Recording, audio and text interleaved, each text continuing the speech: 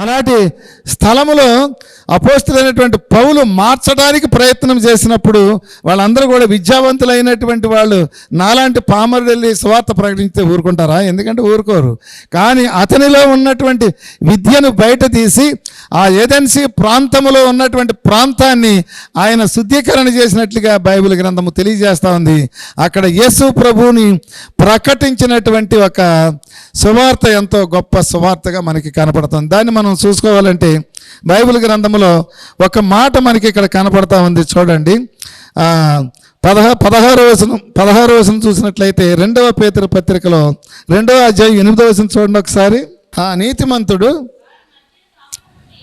వారి మధ్యన కాపురముండి చూసిన వాటిని బట్టి వినిన వాటిని బట్టి వారి అక్రమమైన క్రియల విషయములలో దినదినము నీతి గల తన మనసు నొప్పించుకొని వచ్చాను. చూడండి, ఇక్కడ బైబిల్ గ్రంథం ప్రకారంగా చూసినట్లయితే ఈ పేతురు గ్రంథంలో మనకి కనపడినటువంటి ఎంత 2వ పేతురే కదా, 2వ పేతురు గ్రంథంలో మనకి ఒక మాట కనపడతా ఉంటుంది. ఏమిటని మనం ఆలోచన చేసినట్లయితే ఆయన చేసినటువంటి ప్రయత్నం ఎంతో గొప్పదని చెప్పి ఇక్కడ బైబిల్ గ్రంథం మనకి తెలియబడతా ఉంది. ఈ వచనాన్ని బట్టి మనం చూసుకున్నట్లయితే 8వ వచనాన్ని బట్టి మనం చూసుకున్నట్లయితే ఆ నీతిమంతుని వారి మధ్య కాపురం ఉండి తాను చూసిన వాటిని బట్టి వినిన బట్టి వారి అక్రమమైన క్రియల విషయములలో దినదినము నీతి గల తన మనసును నొప్పించుకొని వచ్చాను. చూడండి, కిందకి 9వ వచనం చదవము. ఆ భక్తులను శోధనలో నుండి తప్పించుటకును దుర్నీతి పరులను ముఖ్యముగా మలినమైన దురాశ కలిగి శరీరానుసారముగా నడుచుకొను ప్రభుత్వమును నిరాకరించుచు శిక్షలో ఉంచబడిన వారిని తీర్పు దినము వరకు కావలిలో ఉంచబడుటకును ప్రభువు సమర్థుడు. మీరు తెగువ గలవారును శిక్షాపరులనై మహాత్ములను దూషింప వెరవకై ఉన్నారు అని చెప్పి ఇక్కడ బైబిల్ గ్రంథం తెలియజేస్తూ ఉంది. ఇక్కడ ఈ వచనాన్ని బట్టి చూసినట్లయితే ప్రభుత్వాలను కూడా మార్చవలసినటువంటి సమయం ఆసన్నమైంది. ఎందుకంటే రోమన్ ప్రభుత్వం ఎంతో శక్తివంతమైనటువంటి ప్రభుత్వం. అలాంటి శక్తివంతమైనటువంటి ప్రభుత్వం రోమనులంటే అన్య భాషలు మాట్లాడేటువంటి వాళ్ళు అనేక రకాలైనటువంటి స్థలాలలో వాళ్ళ యొక్క సామ్రాజ్యం విస్తరించి ఉంది. అనేక మతాలు, అనేక కులాలు, అనేక జాతులతో నిండిపోయి ఉన్నటువంటిది రోమన్ ప్రభుత్వం. అలాంటి రోమన్ ప్రభుత్వం ఉన్నక్కడ అధికారుల దగ్గరికి కూడా వెళ్ళి అపోస్తులైనటువంటి పౌలు బోధించి ఒక గొప్ప మహత్తరమైనటువంటి ఒక ఆధ్యాత్మిక బీజాలని నాటి ఆయన ఈ లోకానికి సువార్త అందించాడని చెప్పి ఇక్కడ బైబిల్ గ్రంథము తెలియజేస్తూ ఉంది. చూడండి ప్రియమైనటువంటి సహోదరులారా, ఎందుకంటే బైబిల్ గ్రంథం అదే తెలియజేస్తూ ఉంది. ఎందుకంటే ఆయన ప్రకటించినటువంటి తీరు ఎంతో అద్భుతం. 17వ అధ్యాయము 22వ వచనం చూసుకుని కార్యక్రమం మనం ముందుకు నడిపించుకుందాం. పౌలు అరియోపాగం మధ్య చెప్పినదేమనగా ఏథెన్సు వారులారా, మీరు సమస్త విషయములలో అతి దేవతా భక్తి గలవారై ఉన్నట్లు నాకు కనబడుతున్నది. నేను సంచరించుచు మీ దేవతా ప్రతిమలను చూసుచుండగా ఒక బలిపీఠము నాకు కనబడెను. దాని మీద తెలియబడని దేవునికి అని వ్రాయబడి ఉన్నది. కాబట్టి మీరు తెలియక దేని యందు భక్తి కలిగి ఉన్నారో దానినే మీకు ప్రసరించుతున్నాను. చూడండి, ఇక్కడ ఈ మాట అనేటువంటిది ఎవరు చెప్పగలరు? ఇక్కడ ఆ ప్రాంతంలో ఉన్నటువంటి వాళ్ళు ఎవరైనా డబ్బులు సంపాదించారనుకోండి, మనోళ్ళు అయితే కార్లు, మేళ్ళు ఇలాంటివన్నీ కట్టుకుని సుఖంగా జీవించుతా ఉన్నారు. ఆ ప్రాంతంలో ఉన్నటువంటి ప్రజలు ఏం చేసేవారు? ఎవరికైనా డబ్బులు ఉన్నాయంటే ఒక ఆలయాన్ని కట్టి దాని మీద ఒక పేరు పెట్టేసేవారు. అలా ప్రాంతం అంతా కూడా విగ్రహాల మయమైపోయింది, విగ్రహాలతో నిండిపోయింది. ఆ ప్రాంతంలో అన్య ఆచారముతో నిండిపోయినటువంటి ఉంది. చివరికి ఆయన సంచరించుతూ ఆ ప్రాంతానికి వెళ్ళినప్పుడు వాళ్ళతో అంటున్నాడు, ఎందుకంటే మిమ్మల్ని మార్చడానికి వచ్చాను నేను. చూడండి ప్రియమైనటువంటి సహోదరులారా, మిమ్మల్ని మార్చడానికి నేను వచ్చాను. ఇక్కడ అదే చెప్తా ఉన్నాడు, నేను సంచరించుచు మీ దేవతా ప్రతిమలను చూస్తుండగా ఒక బలిపీఠము నాకు కనబడెను, దాని మీద తెలియబడని దేవునికని వ్రాయబడి ఉన్నది. కాబట్టి మీరు తెలియక దేని యందు భక్తిపరులై ఉన్నారో దానినే మీకు ప్రకటించుతున్నాను. ఆయనే నిజమైనటువంటి రక్షకుడు. ఎందుకంటే ఆ ఆలయం మీద తెలియబడని దేవుడని రాయబడి ఉంది. ఎందుకంటే పేర్లు దొరకలేదు. మనకు కూడా సరైన పేరు దొరకకపోతే ఏం చేస్తాం? సంకర పేర్లు పెట్టుకుంటాం. ఎందుకంటే 2-3 పేర్లు కలిపి పెడతా ఉంటాం, ఎందుకంటే బాగోదు కాబట్టి. కానీ అతనికి మరి అలాగా ఆలయం కట్టినటువంటి మనసుకు అంగీకరించలేదు. తెలియబడని దేవుడని రాశాడు. చూడండి ఎంత అద్భుతమైనటువంటి భావం ఇక్కడ కనపడుతుంది. తెలియబడని దేవుడని రాసినప్పుడు ఈయనంటామన్నాడు, తెలియబడని దేవుడని చెప్పి మీరు దేనినైతే రాశారో దానినే మీకు తెలియపరుస్తా ఉన్నాను. ఆయనే ఈ లోకానికి వచ్చినటువంటి రక్షకుడు. చూడండి, ఆయనే ప్రభు అయినటువంటి క్రీస్తు అని చెప్పి తెలియబడతా ఉంది. చూడండి, కిందకి చదవండి. జగత్ అందలి సమస్తమును నిర్మించిన దేవుడు తానే ఆకాశమును భూమికిని ప్రభువునందున హస్తకృతములైన ఆలయములో నివసింపడు. ఆయన అందరికీ జీవను ఊపిరిని సమస్తమును దయచేయవాడు గనుక తనకు ఏదైనా కొదవ ఉన్నట్లు మనుషులతో సేవింపబడువాడు కాడు. చూడండి, ఎందుకంటే ఇక్కడ ఆయనే మీరు తెలియబడని దేవుడు అని చెప్పి రాశారు. తెలియబడని దేవుడు అని రాసినప్పుడు దాన్ని తెలియపరిచినటువంటి విధానం గొప్పది. ఎందుకంటే ఏదైనా తెలియనటువంటి వాళ్ళకి తెలియపరిచేటువంటి విధానం బాగుండాలి, లేకపోతే సరైనటువంటి సక్రమైనటువంటి మార్గంలోకి వెళ్ళదు. ఈరోజు అంత సువార్త ఏ రకంగా అయింది అని చెప్పి ఆలోచన చేసినట్లయితే, ఈరోజు సువార్త అనేటువంటిది స్వస్థత సువార్త అనేటువంటి పేరుతోటి వెర్రితలలేసింది. ఎందుకంటే రక్షింపబడినటువంటి వాడికి స్వస్థత అక్కలేదు, ఎందుకంటే రక్షింపబడ్డాడు కాబట్టి వాడికి స్వస్థత అక్కలేదు. కానీ ఎవరికి స్వస్థత కావాలి అని ఆలోచన చేసినట్లయితే దేవుడిని నమ్మనటువంటి వాళ్ళకి, అలాగే రక్షణ కొరవైనటువంటి వాళ్ళకి స్వస్థత సువార్త కావాలి. అలాంటి సువార్త ప్రకటించేటువంటి ప్రబుద్ధులు ఈ లోకంలో ఎంతోమంది మనకి కనబడతా ఉంటారు. ఆయన చేసినటువంటి త్యాగానికి ప్రతిఫలం ఈరోజు ఎవరైనా ఇస్తామన్నారా అంటే, ఆయన డేరాలు గుట్టి ఎంతో బాధలు పడి వేదనలు పడి ఆయన స్వశక్తితోటి ఆయన బ్రతుకుతూ కొంతమందిని బ్రతికించేటువంటి స్థితిలో ఉన్న ఆయన యొక్క ఆచార ధర్మాలను ఎవరైనా నెరవేరుస్తూ ఉన్నారా అంటే ఎవరు కూడా నెరవేర్చలేనటువంటి స్థితిలో ఉన్నారని చెప్పి ఇక్కడ బైబిల్ గ్రంథము తెలియజేస్తూ ఉంది. ఇక్కడ మనం చూసినట్లయితే బైబిల్ గ్రంథంలో చూడండి, ఒకసారి మత్తయి సువార్త 11వ అధ్యాయం 25వ వచనం చూద్దాం. ఒకసారి మత్తయి సువార్త 11వ అధ్యాయం 25వ వచనం చూద్దాం ఒకసారి.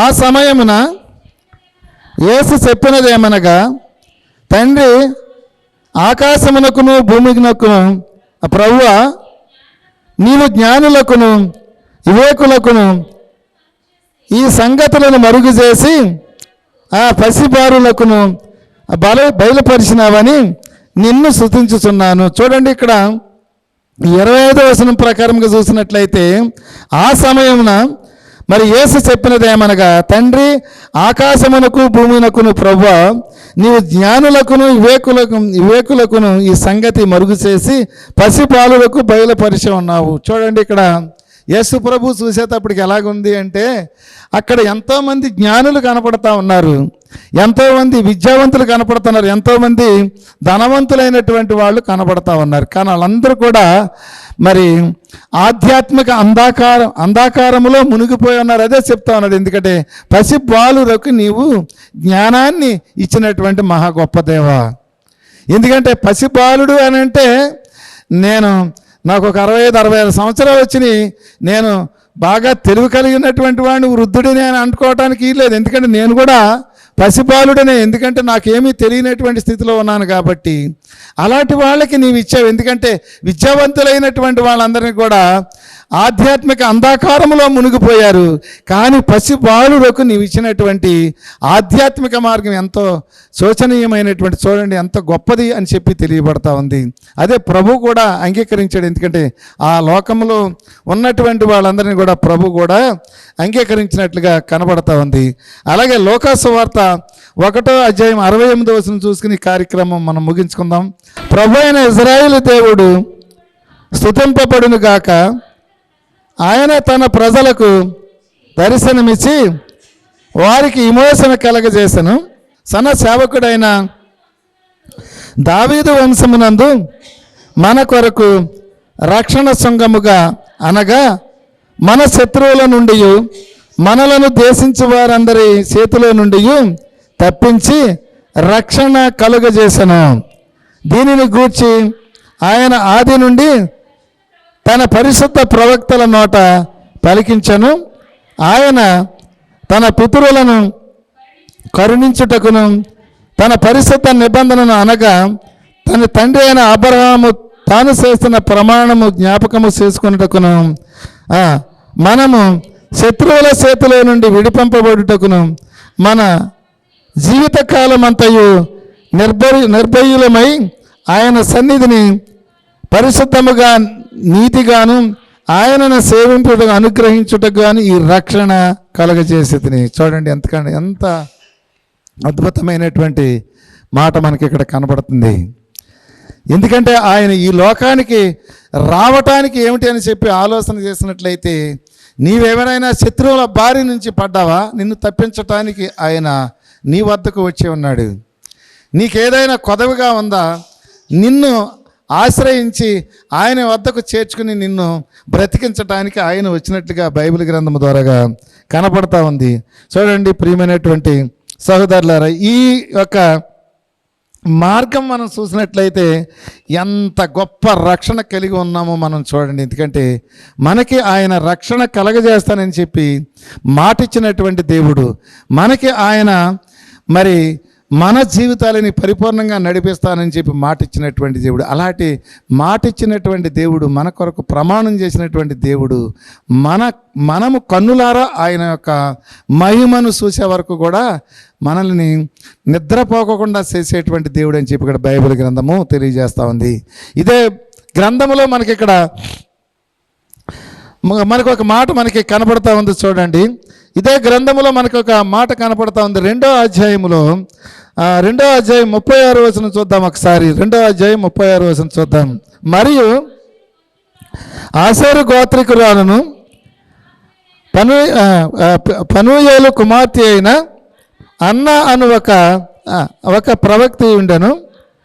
ఆమె కన్యత్వం మొదలుకొని 7 ఏండ్లు పెనిమిటితో సంసారము చేసి బహుకాలము గడిచినదై 84 సంవత్సరములు ఎదవరాలై ఉండి దేవాలయములో విడవక ఉపవాస ప్రార్థనలతో రేయింపగళ్ళు సేవ చేస్తూ ఉండెను. చూడండి ఇక్కడ, ఎందుకంటే ఒక విధవరాలు, ఎందుకంటే 84 సంవత్సరాలు రేయింపగళ్ళు, ఎందుకంటే 84 యుక్త వయసులో 7 సంవత్సరాలు పెనుగుడితో కాపురము చేసినటువంటి కాలము, ఆ పెరిగినటువంటి స్థితి అంటే 100 సంవత్సరాలు దాటిపోయినటువంటి ఒక విధవరాలు రేయింపగళ్ళు కూడా మెలకువతోటి ఉంది. ఎందుకు ఉందని చెప్పి ఆలోచన చేసినట్లయితే, యేసు ప్రభు యొక్క గొప్పదనాన్ని చూడాలని చెప్పి ఆలోచన చేస్తూ ఉంది. లేఖనాలలో ఉన్నటువంటి ప్రతి లేఖనాన్ని క్షుణ్ణముగా పరిశీలన చేసి ఎప్పుడో ఒకప్పుడు మరి లోక రక్షకుడు వస్తాడు, కానీ నేను బ్రతికుండగా వస్తాడు, ఆయనను చూసి మాత్రమే నేను ఈ లోకాన్ని నుంచి నేను వెళతానని ఒక తీర్మానం చేసుకుంది. 100 సంవత్సరాలు పైబడి బ్రతుకుతూ ఉంది. చూడండి, ఎంతోమంది మరి ఆ ఆలయములోకి ఎంతోమంది శిశువులు వచ్చారు, ఎంతోమంది ఆచార ధర్మాలను నెరవేర్చుకున్నారు, మొక్కుబడి చేసుకున్నారు, అది చేసుకున్నారు. ఎవరినైనా చూసిందా అంటే అందరినీ చూసింది, కానీ ఎవరిని కూడా కొనియాడలేదు. ఆ సమయంలో ఎలా కొనియాడుతుందని చెప్పి మనం ఆలోచన చేసినట్లయితే ఇదే అధ్యాయంలో మనకు కనపడుతూ ఉందో చూడండి.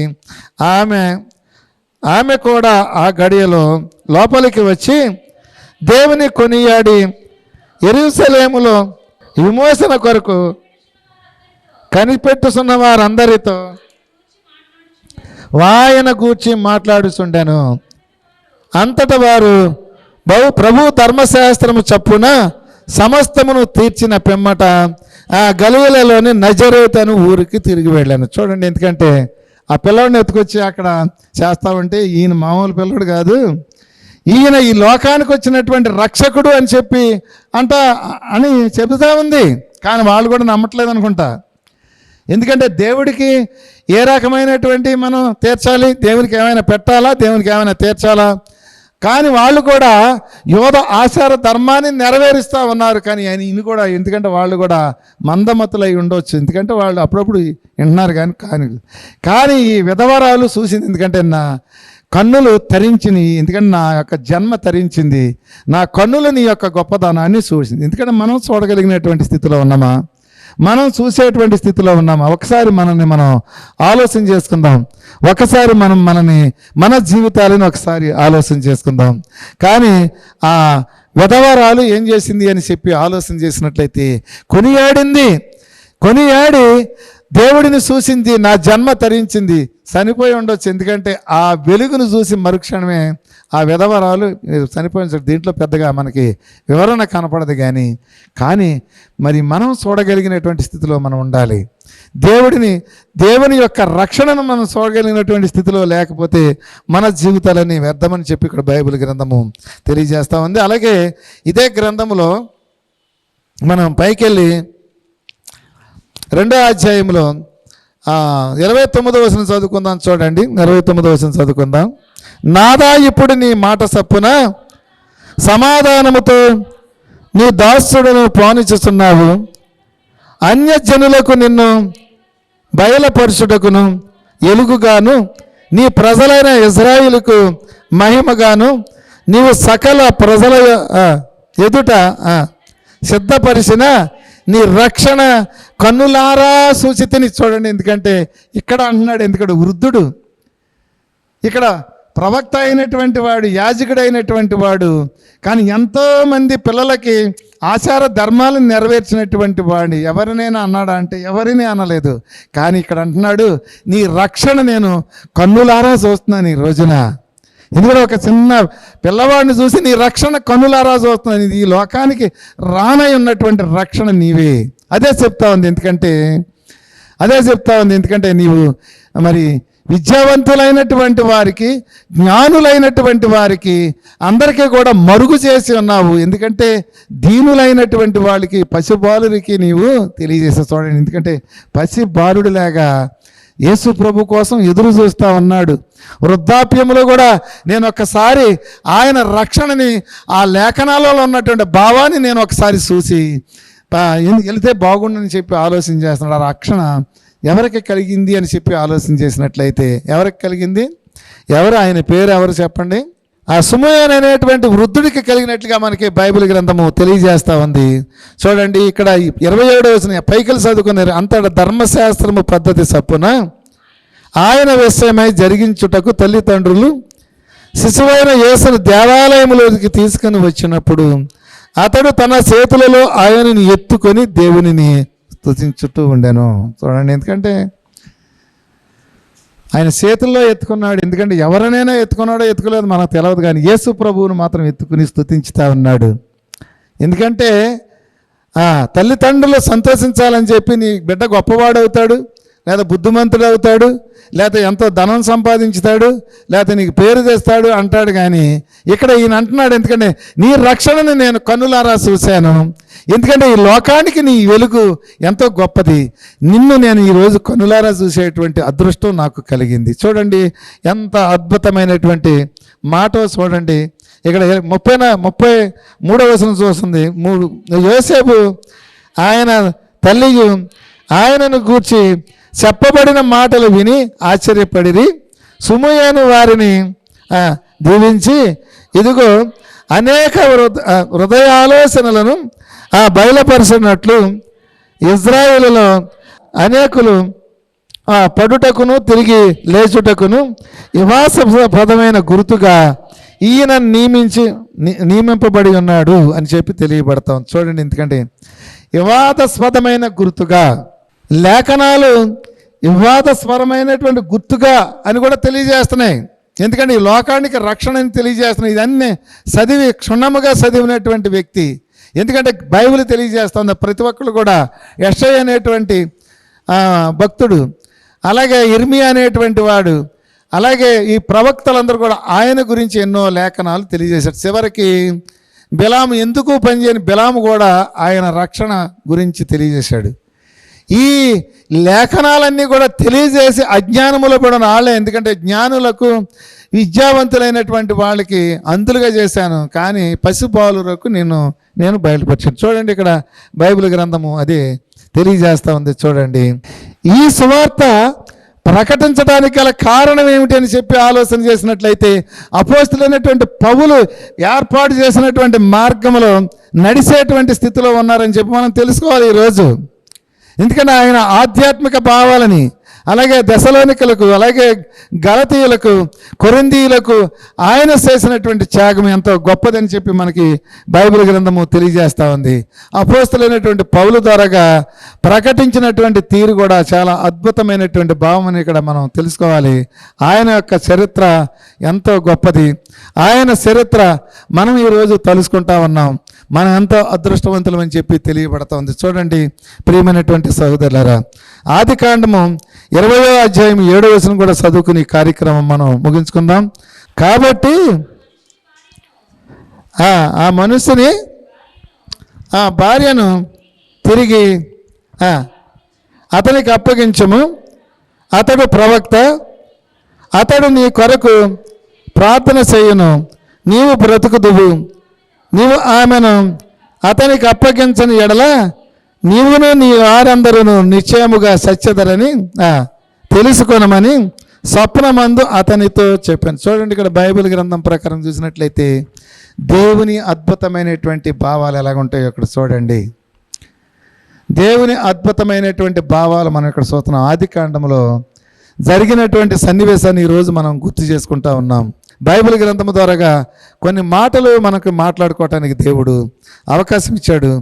దేవుడు అవకాశం ఇచ్చినటువంటి దానిని మనం సద్వినియోగం చేసుకుని దేవుని యొక్క సువార్త విశ్వవ్యాప్తం మనం చేయలేము. కానీ అపోస్తులైనటువంటి బోధను చూసి, ఆ బోధలో ఉన్నటువంటి గొప్పదనాన్ని చూసి, ఆయనలో ఉన్నటువంటి గొప్ప శక్తిని చూసి ప్రతి ఒక్క సేవకుడు నేర్చుకోవాలి. ప్రతి ఒక్క సేవకుడు పెద్ద పెద్ద కట్టడాలు కట్టి, పెద్ద పెద్ద చర్చిలు పెట్టి, పెద్ద అన్నీ కూడా సంపాదించుకుని ఎన్నో దుర్మార్గమైనటువంటి పనులు చేసేటువంటి వాళ్ళు ఈ లోకంలో ఎంతోమంది కనపడతా ఉన్నారు. చరిత్రను బ్రతికించేటువంటి వాళ్ళంగా మనం ఉండాలి. చరిత్రహీనులుగా దిగడిపోయేటువంటి వాళ్ళం కూడా మనం ఉండకూడదు అని చెప్పి ఇక్కడ బైబిల్ గ్రంథము తెలియజేస్తూ ఉంది.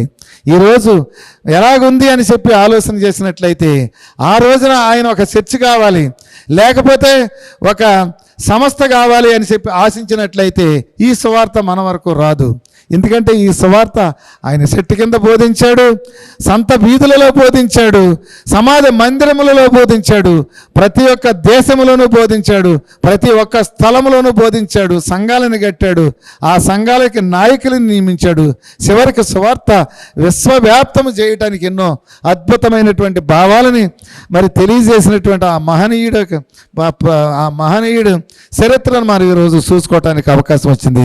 ఇక్కడ అపోస్తలుల కార్యములోను మనం 1వ అధ్యాయం 6వ వచనం, వారు కాబట్టి వారు కూడి వచ్చినప్పుడు, ప్రభువా ఈ కాలమందు ఇశ్రాయేలునకు రాజ్యమును మనలా అనుగ్రహించదవా అని ఆయనను అడుగగా, ఆయన కాలములను సమయములను తండ్రి తన సాధనము పరుచుకొని ఉన్నాడు, వాటిని తెలుసుకొనుట మీ పని కాదు. అయినను పరిశుద్ధాత్మ మీ మీదకి వచ్చినప్పుడు మీరు శక్తి నందుదురు గనుక మీరు యెరూషలేములోను యోదయ సమరయ దేశములందంతటా భూ దిగంతముల వరకు నాకు సాక్షులై ఉందురని వారితో చెప్పాను. చూడండి, ఇక్కడ ఏదైనా తెలుసుకోవాలనేటువంటి కుతూహలం కావాల్సింది. ఎందుకంటే మీరు నాకు సాక్షులై ఉండండి. ఈరోజు కల్పనా కథల వైపుకి మనుషుడు మళ్ళీ ఉన్నాడు. ఎందుకంటే ఆ కల్పన కథలని ఆధారం చేసుకుని మనుషులను ఎంతో మాయోపాయాలతో, ఎందుకంటే ఇర్మియా గ్రంథంలో తెలియబడతా ఉంది. ఎందుకంటే ఆ ఇర్మియా గ్రంథంలో ఇర్మియా ఆ రోజు ఎంతో అద్భుతమైనటువంటి భావాన్ని తెలియజేశాడు. ఆయన యుక్త వయసులో దేవుని సేవ చేయటం మొదలుపెట్టి ఎన్నో భావాలను తెలియజేశాడు. దాంట్లో కూడా ఈ రోజున జరిగేటువంటి ఒక సన్నివేశాన్ని కూడా తెలియజేసేటువంటి స్థితిలో ఉన్నాడని చెప్పి ఇక్కడ బైబిల్ గ్రంథం ద్వారాగా మనం తెలుసుకోవాలి. తెలుసుకుని ఈరోజు మనం ఈ రకమైనటువంటి స్థితిలో ఉన్నాము. దేవుని యొక్క మహిమను చూడగలుగుతా ఉన్నాము, దేవుని యొక్క ప్రతీది కూడా పొందగలుగుతా ఉన్నాము అని చెప్పి మనం అనుకున్నట్లయితే ఆయన యొక్క మహిమను ఈరోజు మనం తెలుసుకుంటా ఉన్నాం. మనం తెలుసుకుంటాం. 1 కొరింథీ పత్రిక 4వ అధ్యాయం 2వ వచనం చదువుకుని కార్యక్రమం మనం ముగించుకుందాం. మరియు గృహ నిర్వాహకులలో ప్రతివాడు నమ్మకమైన వాడై ఉండుట అవశ్యము. మీ చేతనైనను ఏ మనుషుల చేతనైనను నేను విమర్శింపబడుటకు నాకు మిక్కిలి అల్పమైన సంగతి. నన్ను నేనే విమర్శించుకొనను, నా యందు నాకే దోషము కానరాదు. అయినను ఇందువలన నీతిమంతుడను ఎంచబడును, నన్ను విమర్శించువాడు ప్రభువే. చూడండి, ఇక్కడ అపోస్తలుడైనటువంటి పౌలు తెలియజేస్తా ఉన్నాడు. ఇక్కడ ఏమని తెలియజేస్తా ఉన్నాడు కొరింథీ వాసులకు అని చెప్పి మనం అనుకున్నట్లయితే చూడండి, ఇక్కడ 1వ వచనం కనపడుతూ ఉంది. చూడండి, ఎలాగున క్రీస్తు సేవకులు మరియు దేవుని మర్మముల విషయములలో గృహ నిర్వాహకులు మరియు ప్రతి మనుషుడు మమ్మను భావింపవలను. చూడండి, ఎందుకంటే ఇక్కడ బైబిల్ గ్రంథం ప్రకారంగా చూసినట్లయితే, ఎందుకంటే క్రీస్తు సేవకులు మరియు దేవుని మర్మముల విషయములలో, ఎందుకంటే గొప్ప శక్తివంతమైనటువంటి వారం అని చెప్పి తెలుసుకోవాలి, అంతే తప్ప. ఎందుకంటే వాళ్ళను మోసం చేసి వీళ్ళని మోసం చేసి డబ్బు కోసం ఎన్నో తాపత్రయాలు పడేటువంటి మనుషులను ఈరోజు మనం చూస్తూ ఉన్నాం, సేవకులను మనం చూస్తూ ఉన్నాం. డబ్బు కోసం అయితే ఈ సువార్త మనకు అక్కర్లేదు, డబ్బు కోసం అయితే ఈ సంఘాలు మనకు అక్కర్లేదు. కానీ దేవుని యొక్క సువార్త ప్రకటింపబడటానికి సువార్త కావాలని చెప్పి అపోస్తలుడైనటువంటి పౌలు చేసినటువంటి బోధన మనం ఒకసారి చూసినట్లయితే, ఎవడు కూడా ఈ నీచత్వంగా బ్రతకడు, ఈ నీచమైనటువంటి ఆశలలో ముందుకు నడవడు. ప్రతి ఒక్కడు కూడా దేవుని యొక్క మార్గంలో నడుస్తాడని చెప్పి ఇక్కడ బైబిల్ గ్రంథము తెలియజేస్తూ ఉంది. ప్రార్థన చేసుకుందాం. పరిశుద్ధుడా, ఆశ్చర్యకరుడా, పరమ తండ్రి, ఈరోజు ఈ రకంగా కొద్దిసేపు మాట్లాడటానికి మీరు అవకాశం ఇచ్చారు. మీకు స్తుతులు స్తోత్రములు అయినా. బైబిల్ గ్రంథంలో కొన్ని మాటలు మాత్రమే మేము చూడగలిగాం, కొన్ని మాటలు మాత్రమే మేము నేర్చుకోగలిగాం, కొన్ని మాటలు మాత్రమే మేము చూడగలిగాం. చూడండి ప్రభా, పరిశుద్ధుడా, ఆశ్చర్యకరుడా, బైబిల్ ఎంతో నిగూఢమైనటువంటిది, నిశ్చలమైనటువంటిది. ఈ బైబిల్ ద్వారాగా ఎన్నో జీవితాలు పరిపూర్ణంగా ముందుకు సాగించడానికి మీరు అవకాశం ఇచ్చారు. మీకు స్తుతులు స్తోత్రములైన.